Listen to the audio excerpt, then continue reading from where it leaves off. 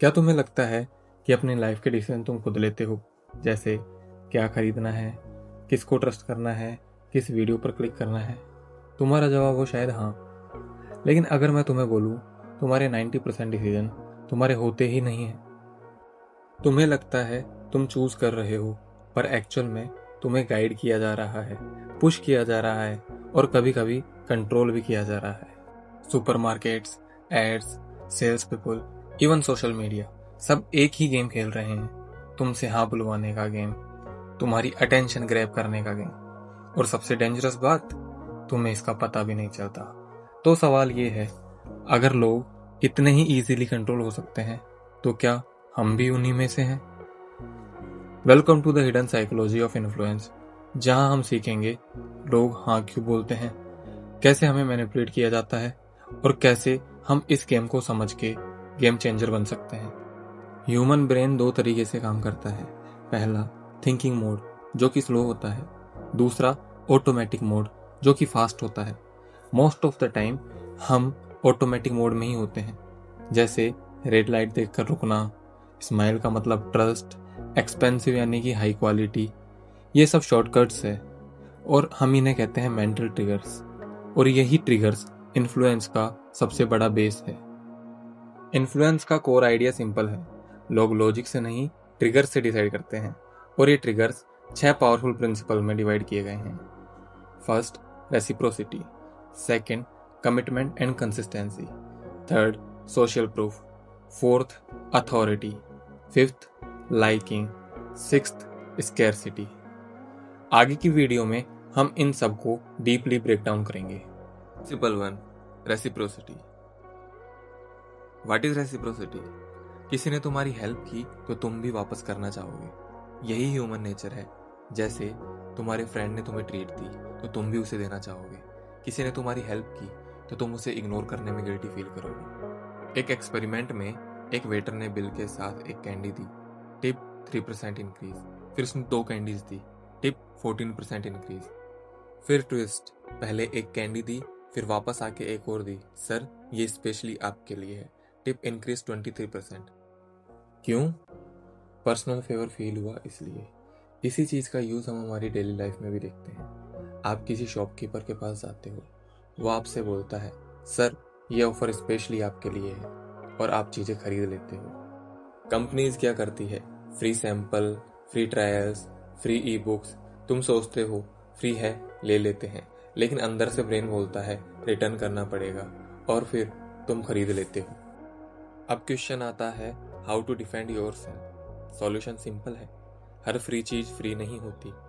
अपने आप से पूछो, क्या मुझे सच में ये चाहिए, या मैं बस रिटर्न करने के प्रेशर में हूं? Principle 2, commitment and consistency.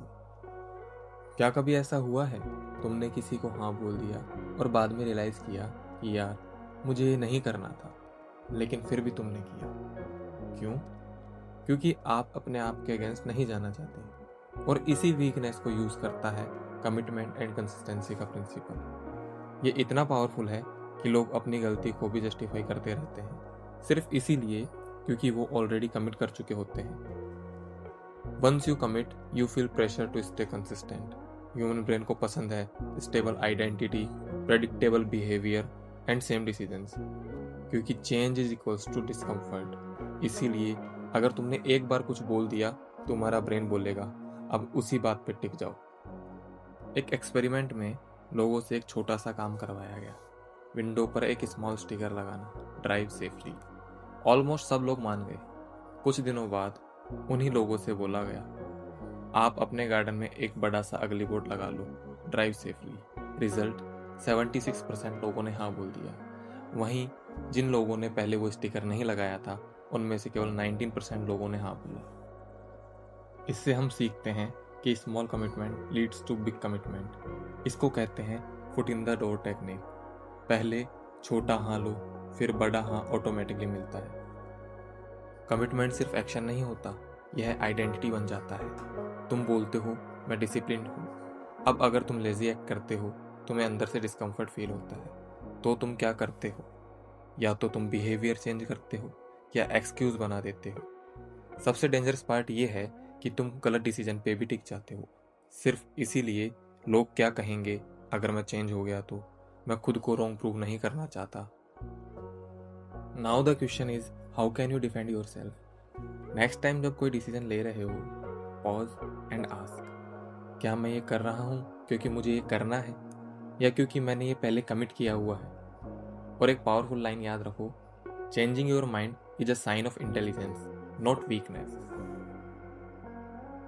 Principal 3, social proof. लोग वही करते हैं जो सब लोग कर रहे होते हैं। सोचो, तुम 2 रेस्टोरेंट्स के बाहर खड़े हो, एक रेस्टोरेंट खाली है और दूसरा फुल क्राउडेड। तुम कहाँ जाओगे? ऑब्वियसली क्राउडेड वाले में। क्यों? क्योंकि तुम अज्यूम करते हो अगर सब लोग जा रहे हैं तो सही ही होगा, और इसी को कहते हैं सोशल प्रूफ। जब हमें पता नहीं होता कि हमें क्या करना है तो हम दूसरों को देखकर डिसाइड करते हैं, स्पेशली तब जब सिचुएशन अनक्लियर हो, कॉन्फिडेंस लो हो या डिसीजन रिस्की हो।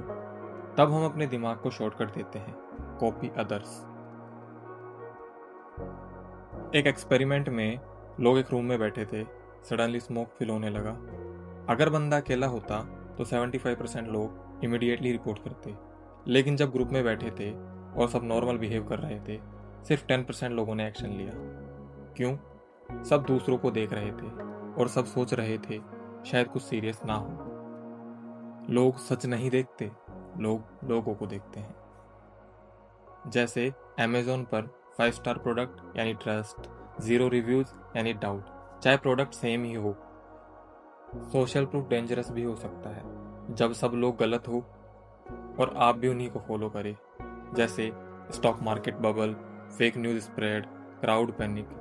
एक बंदा गलत करता है, दूसरा कॉपी करता है, फिर सब करने लगते हैं और गलती वायरल हो जाती है। 2 तरह के सोशल प्रूफ होते हैं।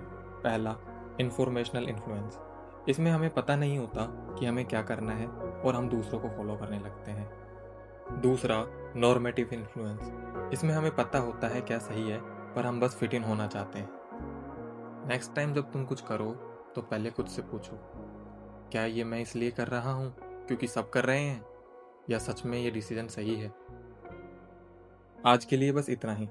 आगे हम इसके बाकी पार्ट्स भी कवर करेंगे और ये भी देखेंगे कि इसका यूज़ हम हमारी डेली लाइफ में कैसे कर सकते हैं। अगर आपको हमारी वीडियो पसंद आई तो लाइक करें और ऐसे ही वीडियो पाने के लिए चैनल को सब्सक्राइब करें। Thank you.